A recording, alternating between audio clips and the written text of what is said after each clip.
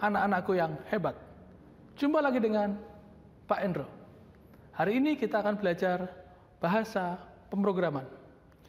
Dasar dari bahasa pemrograman adalah algoritma. Apa pengertian dari algoritma? Mari kita lihat.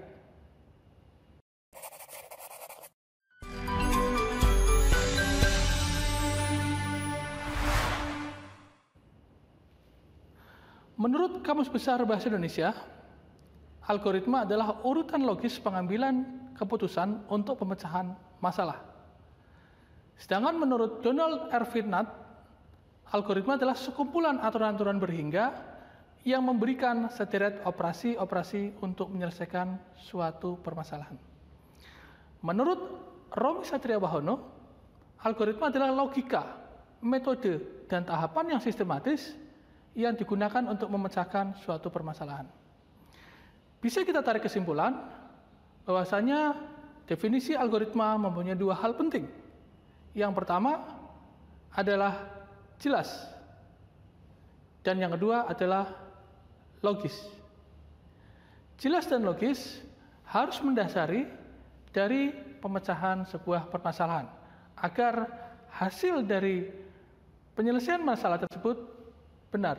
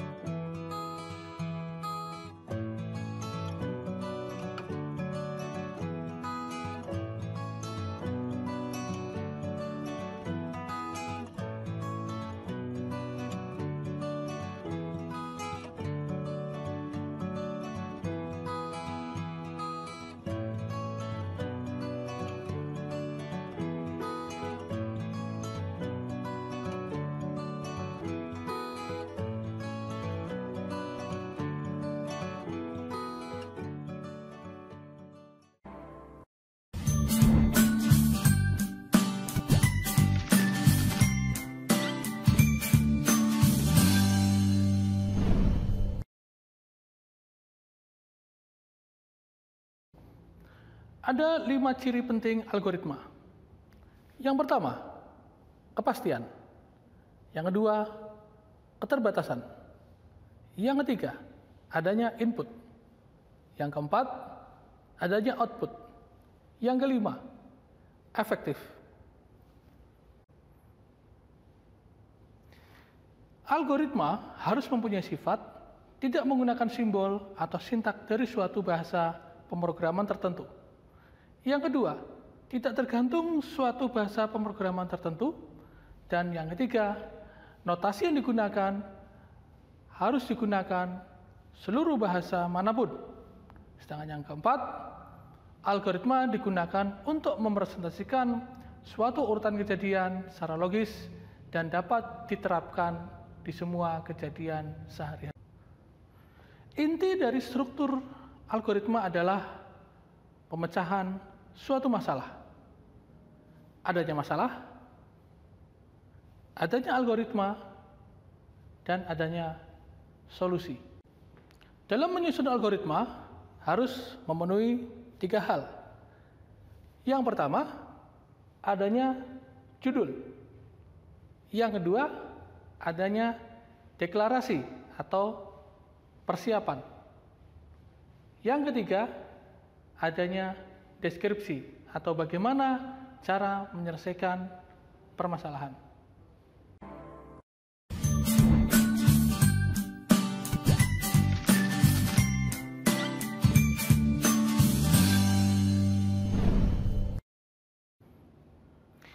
Ada 3 struktur algoritma. Yang pertama adalah runtunan atau sequence.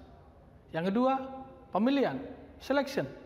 Yang ketiga, looping atau perulangan. Ada 3 cara penulisan algoritma.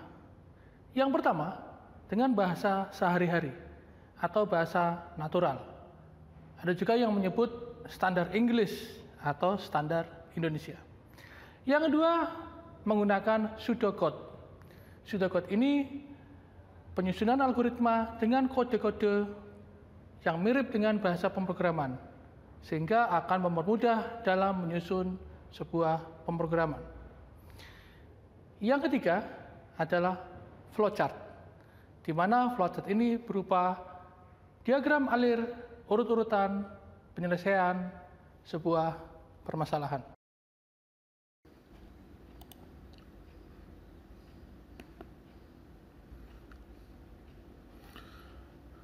Baik, selanjutnya saya bahas tentang struktur algoritma. Seperti kalian tahu bahwa algoritma itu mempunyai 3 struktur, yaitu struktur berurutan, kemudian percabangan atau pemilihan, kemudian yang ketiga struktur perulangan. Nah, yang pertama, algoritma berurutan adalah algoritma untuk menyelesaikan permasalahan dengan sebuah prosedur tertentu atau urut-urutan tertentu. Kalau kita lihat di sini ada ilustrasi mobil dari titik A ke titik B. Atau kalau kalian perhatikan, itu seorang chef sedang memasak sebuah masakan. Nah, di situ chef itu akan melakukan prosedur atau tahapan-tahapan, di mana tahapan tersebut harus dilakukan secara berurutan. Atau kalau kalian pernah naik kereta api dari Jakarta ke Surabaya, itu pasti keretanya akan berhenti pada stasiun A, stasiun B, stasiun C, sampai dengan stasiun terakhir di Surabaya. Seperti itulah gambaran struktur algoritma berurutan. Nah, kita lihat pada flowchart pemrograman ini. Ini adalah contoh dari algoritma berurutan. Yang pertama, contoh ini untuk menghitung volume balok. Kita tahu volume balok itu didapat dari panjang kali lebar kali tinggi karena 3 dimensi.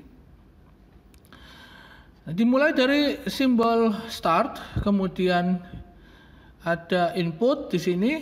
Inputnya adalah nilai lebar, panjang, dan tinggi. 3 variabel ini akan dibaca oleh algoritma. Kemudian diproses dengan perhitungan panjang kali lebar kali tinggi. Kemudian outputnya dicetak dan selesai. Ini adalah satu alur sederhana, satu alur singkat untuk menghitung volume balok. Contoh yang lain pada algoritma berurutan di sini adalah menghitung luas lingkaran. Kalian tahu pasti luas lingkaran itu dapat dari pi kali r kuadrat, di mana r-nya adalah radian atau radius atau jari-jari. Dimulai dengan tombol start, kemudian dibaca berapa jari-jarinya, kita inputkan sebagai operator, kita inputkan. Kemudian ada proses pi-nya berapa nih? Ya, ini merupakan variabel atau konstan ya, variabel yang konstan. Pi-nya sama dengan 3,14. Kita juga bisa menuliskan pi-nya 22/7 misalnya. Kemudian luas lingkaran di sini kita masukkan perhitungan rumusnya pi kali radius atau r kuadrat. Kemudian didapatlah output luas lingkaran. Ya, seperti ini gambaran algoritma berurutan. Jadi step by step-nya harus dilalui. Yang kedua, algoritma percabangan. Sekilas kalian lihat ilustrasi di sini, bahwasanya ada mobil yang akan melewati pertigaan. Nah, mobil ini akan memutuskan, si supir ini akan memutuskan, saya akan jalan lurus atau belok ke kanan. Ya. Jadi algoritma percabangan itu seperti jalan ini. Kita harus putuskan mau belok, mau lurus, mau ke kiri, mau ke kanan. Ya. Dan peristiwa inilah yang disebut sebagai percabangan atau pemilihan keputusan.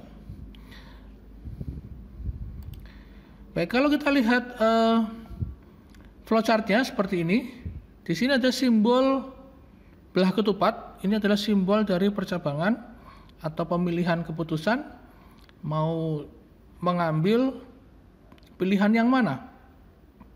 Contoh di sini struktur percabangan untuk masalah batasan umur. Sebuah aturan untuk menonton sebuah film tertentu adalah sebagai berikut. Nah, ini misalnya di bioskop ada film yang ratingnya adalah 17 tahun ke atas, ya. Jadi kalau penontonnya masih anak-anak, masih ABG, itu nggak boleh nonton film, ya. Tidak boleh untuk melanjutkan nonton film. Nah, bagaimana algoritmanya? Kita lihat. Saya lagi selalu dimulai tombol atau simbol start, mulai, kemudian kita masukkan input usia. Usianya berapa, Dek? Misalnya. Usianya 15, Kak. Oh, kalau usia 15 tidak boleh. Nah, ini tidak, maka Anda tidak boleh menonton film ini. Ya, kemudian selesai. Nah, atau kalau misalnya kita inputkan angka 18 di sini. Berapa usianya, Kak? Usia saya 18, ini KTP saya. Oh iya, berarti akan dibaca boleh menonton atau boleh melanjutkan. Kemudian selesai. Nah, ini percabangan yang sederhana, ya, yang hanya ada dua kemungkinan, ya atau tidak. Baik, berikutnya bagaimana kalau misalnya ada dua bilangan, perhitungan untuk dua bilangan. Ya, misalnya seperti ini contohnya. Dalam suatu perhitungan nilai P sama dengan X ditambah Y. Jika P positif, maka Q-nya hasilnya X kali Y. Sedangkan jika P negatif, maka Q-nya hasilnya X dibagi Y. Bagaimana flowchartnya? Nah, ini percabangan yang membutuhkan ada tindakan, ada proses. Kalau tadi di menonton bioskop tidak ada, begitu tidak sesuai dengan kondisi, maka langsung selesai, langsung keluar begitu. Tidak diperkenankan, tidak ada proses untuk perhitungannya. Nah, di sini ada kondisinya, ada kondisi lain, ada perhitungannya. Kita mulai, kemudian di read nilai X-nya berapa, Y-nya berapa. Jika hasilnya, nah ini akan dihitung, jika hasil P ini, P kan didapat dari X ditambah Y. Jika hasil P-nya lebih besar dari 0, nah di sini, maka X kali Q kali Y. Jika tidak atau hasilnya negatif, maka Q-nya X dibagi Y. Kemudian Q-nya akan dicetak. Jadi ada dua proses di sini. Ada dua proses di dalam percabangan ini. Kita lanjutkan, ya.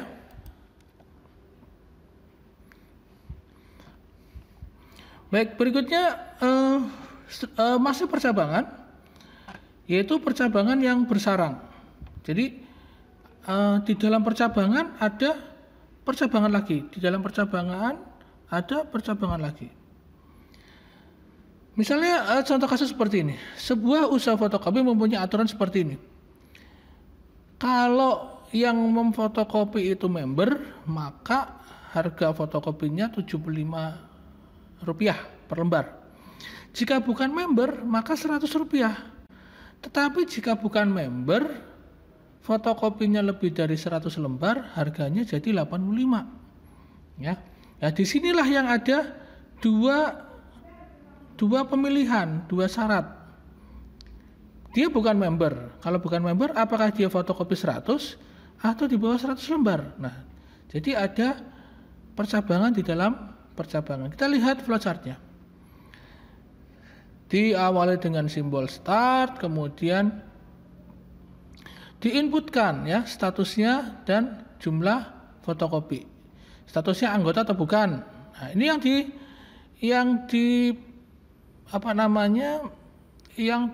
yang diputuskan dulu, dia anggota bukan.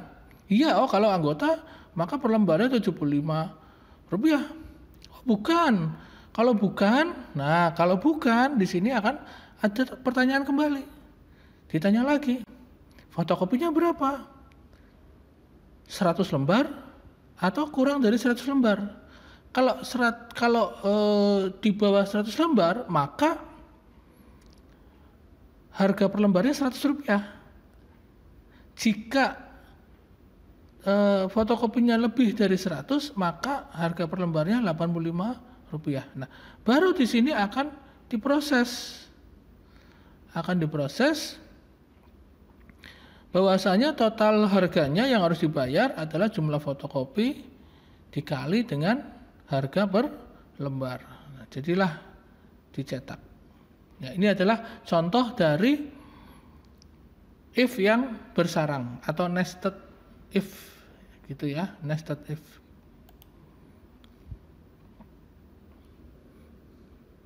Nah, contoh yang lain di nested if seperti ini, percabangan bersarang, ini contoh untuk masalah kelulusan siswa, ya, ini atau masalah ketuntasan belajar. Di sini ada percabangan di dalam percabangan atau if di dalam if, yaitu jika nilai UTS kalau yang di atas KKM saya kira nggak ada masalah ya, begitu dia KKM maka dia lulus begitu. Tapi seandainya dia di bawah KKM bagaimana? Nah begitu. Ini pertanyaannya, kan? Nah, jika nilai UTS-nya ternyata di bawah KKM, tetapi di sini ada nilai UAS-nya. Nah, UAS-nya diperhitungkan, nilai UAS-nya 60%, nilai UTS-nya 40%. Akan diperhitungkan kembali. Nilai akhirnya berapa setelah diolah dengan nilai akhir semester? Oh, ternyata nilai akhirnya di atas 60, maka dia lulus. Di bawah 60 maka dia tidak lulus, begitu. Kita lanjutkan. Baik, yang ketiga, struktur algoritma perulangan. Di sini kalau kalian lihat sekilas ada dua buah mobil, kemudian ada ini sirkuit ya, lintasan yang kalau kalian lihat di sirkuit Mandalika atau sirkuit Sepang, di sini ada sebuah sirkuit. Nah, mobil ini akan melalui sirkuit secara berulang-ulang sesuai dengan aturan perlombaan. Misalnya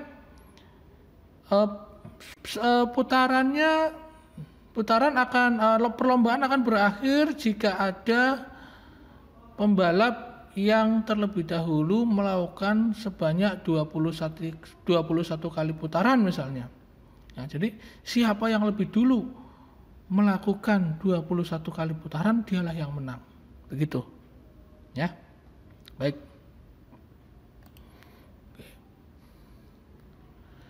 Kondisi perulangan, ini pengertiannya, yaitu syarat yang harus dipenuhi untuk melaksanakan pengulangan. Syarat ini biasanya dinyatakan dalam ekspresi Boolean yang harus diuji apakah nilainya benar ataukah salah.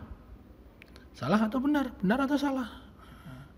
Jadi pengulangan ini akan dilakukan di dalam badan algoritma, ya, atau loop body.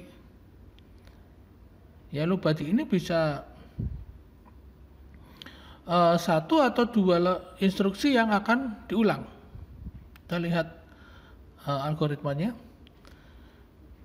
Nah, untuk struktur perulangan menggunakan perintah for.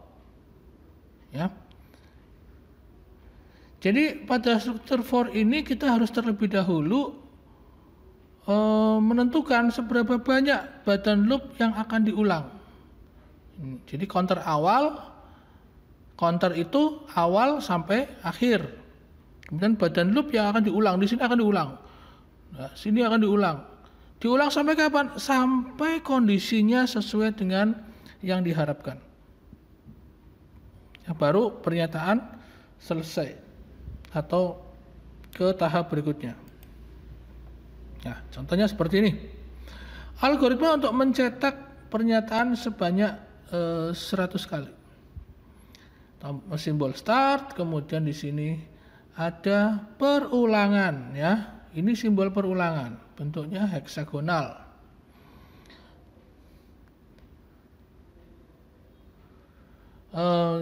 Di mana di sini perulangan ya, kita simbolkan I begitu, 1 sampai 100. Akan diulang 100 kali. Jadi ini akan mengulang 1 ya. Print saya kemudian kalau sudah 100 dia akan mencetak tulisan atau kalimat, saya tidak akan mengulangi perbuatan itu lagi. Jadi ini akan dicetak 1, 2, cetak lagi yang kedua, 4, dicetak berulang-ulang sampai 100 kali. Kalau sudah 100 kali dia akan stop langsung ke sini. Nah, begitu. Kemudian kita lihat flowchart yang kedua, menentukan hasil dari suatu flowchart pengurangan. Start, kemudian X-nya ini pakai variabel X, boleh pakai variabel X, Y, Y, Z begitu ya. Asal variabelnya nanti tidak sama. 1 ke 3. Nah, 1 ke 3 ke sini. Ya. 1, 2, 3, kemudian lanjut ke 2 kali. Ini pengulangan 2 kali. 1, 2, kemudian baru ke, jadi X-nya akan diulang 3 kali, Y-nya akan diulang 2 kali. Kemudian Z-nya itu proses perhitungan X kali Y. Kemudian dicetak ya, dicetak dan selesai. Jadi ini perkalian di mana X-nya adalah berarti di sini adalah pangkat 3, kemudian Y-nya adalah pangkat 2. Struktur perulangan selain dengan for ada dengan perintah while. Struktur while akan mengulangi pernyataan pada badan loop sepanjang kondisi pada while bernilai benar. Nah, di sini badan loop, di sini ada kondisi. Ingat ya, kondisi di sini. Kemudian gambaran untuk while seperti ini. Yang penting sepanjang kondisi pada while dipenuhi, maka pernyataan pada badan loop akan diulang. Jadi kalau tadi kan kalau for itu kalau sudah selesai atau sesuai dengan kondisi maka akan selesai, stop. Tapi kalau while ini jika kondisinya sesuai justru akan diulang. Baik anak-anakku yang hebat, demikian tadi pembelajaran kita hari ini. Semoga kalian semakin hebat.